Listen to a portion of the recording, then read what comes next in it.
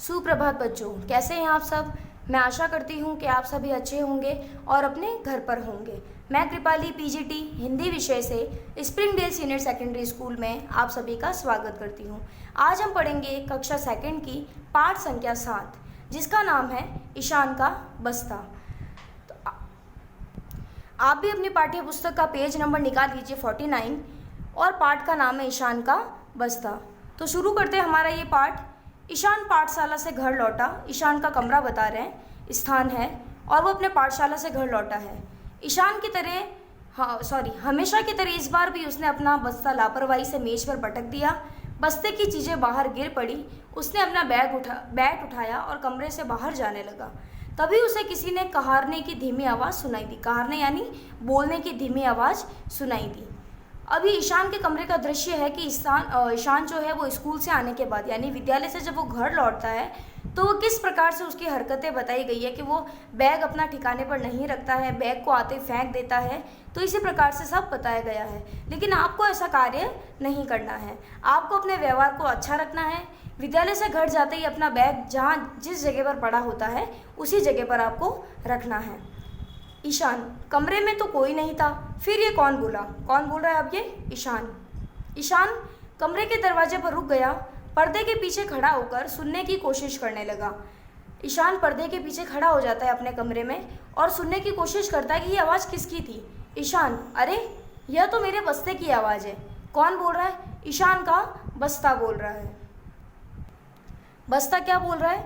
आह, बहुत तेज़ दर्द हो रहा है। क्या करूं? ईशान मुझे रोज़ ऐसे ही पटक देता है। अब आप भी सोचिए कि ईशान अपने बस्ते को इस प्रकार से फेंकता है। जब बस्ते का भी एक प्रकार का जीव है, वो भी जब उसे लगती है, जो वो गिरता है तो उसे भी लगती है।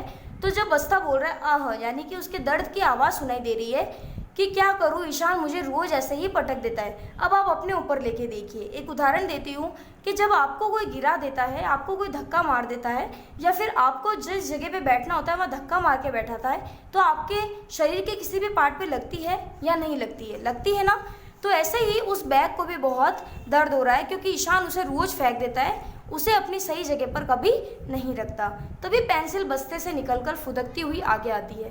पेंसिल, सच कह रहे हो बस्ते भैया, मुझे भी ईशान डिब्बे में नहीं रखता। मैं इधर उधर पड़ी रहती हूँ। मेरी नोक भी कई बार टूट जाती है। बार बार छिलने से मुझे बहुत दर्द होता है। अब कौन बोल रहा है? पेंसिल बोल रही है। क्या बोल रही है पेंसिल? कि सच कह रहे हो बस्ते भैया, मुझे भी ईशान डिब्बे में कभी नहीं रखता। यानी आपको एक पेंसिल का बॉक्स दिया जाता है, उसके अंदर आपको आपका पेंसिल, रबड़, शार्पनर, स्केल जो भी है वो सारा कुछ जो भी सामान है उसके अंदर रखना चाहिए। लेकिन आप भी ऐसा ही करते हो। पेंसिल अगर आपको इंस्ट्रूमेंट बॉक्स में डालनी तो उसी में ही डालनी, लेकिन आप वो चीज़ नहीं करते हो। आपकी पेंसिल इधर उधर घूमती रहती है और आखिरकार स्कूल से रोज़ आपको आपकी पेंसिल गुम हुई भी मिलती है।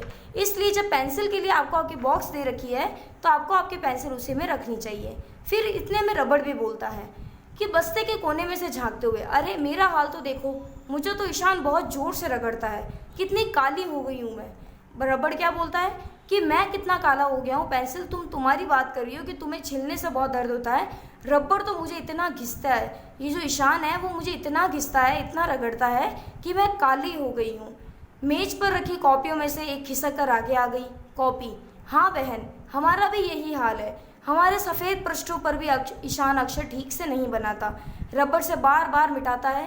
कभी कभी तो कागज़ ही फट जाता है। हम पर काम भी अधूरा रहता है। अब ईशान क्या करता है कि जो कॉपी होती है उसमें भी एक तो अक्षर सही से नहीं लिखता, और सही से नहीं लिखने के चक्कर में वो बार बार उन अक्षरों को मिटाता है, और बार बार मिटाने के चक्कर में वो अक्षर से कॉपी का पन्ना जो है वो फट जाता है। इसीलिए कॉपी भी अपनी शिकायत कर रही है। फिर आती किताब दुखी होते हुए, हमारी तो जिल्द ही फट गई है। जिल्द यानी जो आगे का जो कवर होता है वो फट गया है। हम पर जगह जगह लिखकर हमें गंदा कर दिया है। हमारे पृष्ठ भी फट गए हैं। तभी इधर उधर पड़ी रहती है, हम इधर उधर पड़ी रहती है, हमारी किसी प्रकार की कोई कद्र नहीं है। तभी कुछ अजीब सी गंध आई। सब ने अपनी नाक बंद कर ली। खाने के डिब्बे ने धीरे धीरे ढक्कन खोला। सब अपने नाक बंद करके भागने लगे। ऐसा होता है ना कि आप स्कूल से आके टिफ़िन नहीं निकालते हो, और टिफ़िन नहीं निकालने के 4-5 घंटे तक अगर टिफ़िन आपका बैग में ही पड़ा रहता है तो वो टिफ़िन बहुत गंदा स्मेल मारने लग जाता है, उसमें से बहुत गंदी बदबू आने लग जाती है। तो इसी प्रकार किताब के बाद टिफ़िन भी बाहर आता है तो इतनी गंदी स्मेल से पेंसिल, कॉपी, किताब सब भाग जाते हैं। लंच बॉक्स, इसमें मेरी क्या गलती है? ईशान मुझ में रखा खाना पूरा खत्म नहीं करता, बहुत देर तक मुझ में बचा हुआ खाना पड़ा रहता है, इसलिए मुझ में से ऐसी गंध आती है। और अब इसीलिए भी गंध आती है क्योंकि आपको जो आपकी मम्मी टिफ़िन डालती है और वो टिफ़िन आपको पूरा करने के लिए भेजती है कि इस टिफ़िन को वापस खाली लेके आना, लेकिन आप उसमें से कुछ झूठा छोड़ देते हो। और खाना कभी झूठा नहीं छोड़ना चाहिए, ये बात आपको सिखाई जाती है। लेकिन अगर आप आपके टिफ़िन में खाना झूठा छोड़ के घर जाते हो और वो टिफ़िन नहीं खोलते हो तो 4-5 घंटे बाद उस लंच बॉक्स में से बहुत गंदी स्मेल आने लगती है। अब कौन आता है बाहर? रूलर, बस्ते की जेब से बाहर झाँकते हुए यानी स्केल। साथियों, परेशान क्यों होते हो? चलो हम सब ईशान से बात करते हैं कि तुम ऐसी हरकतें क्यों करते हो, तुम हमारी साफ़ सफाई क्यों नहीं रखते हो, बैग गंदा क्यों रखते हो, टिफ़िन लंच बॉक्स टाइम पे क्यों नहीं निकालते हो ताकि बदबू नहीं आए, किताबों को इतना गंदा क्यों रखते हो। तो रूलर बोलता हम ईशान से बात करते हैं। ईशान सबकी बातें सुनकर हैरान रह जाता है, वो पर्दे के पीछे से निकलकर सामने आता है। ईशान, प्यारे दोस्तों, मैंने आपकी बातें सुन ली है, मुझे क्षमा कर दो, मैं अब आपको बहुत संभाल कर रखूँगा और कभी दुख नहीं पहुँचाऊँगा। अब ईशान क्या बोलता है? ईशान को अपनी गलती का एहसास हो गया है। ईशान क्या बोलता है? प्यारे दोस्तों, सब कौन है आपके? आपके भी ये सब दोस्त हैं, आपकी पेंसिल, आपका रबड़, आपका स्केल, आपका बैग, आपका लंच बॉक्स, ये सब क्या है? आपके दोस्त हैं। और दोस्तों को तो कभी दुख नहीं पहुंचाते ना हम, तो इनको भी हमें अच्छी तरीके से रखना चाहिए।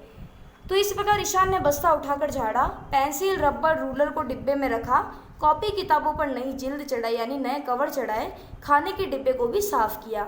सभी क्या बोलते फिर? धन्यवाद ईशान, अगर तुम हमें अच्छी तरह रखोगे तो हम भी तुम्हारा साथ देंगे। ईशान के चेहरे पर मुस्कान आ गई।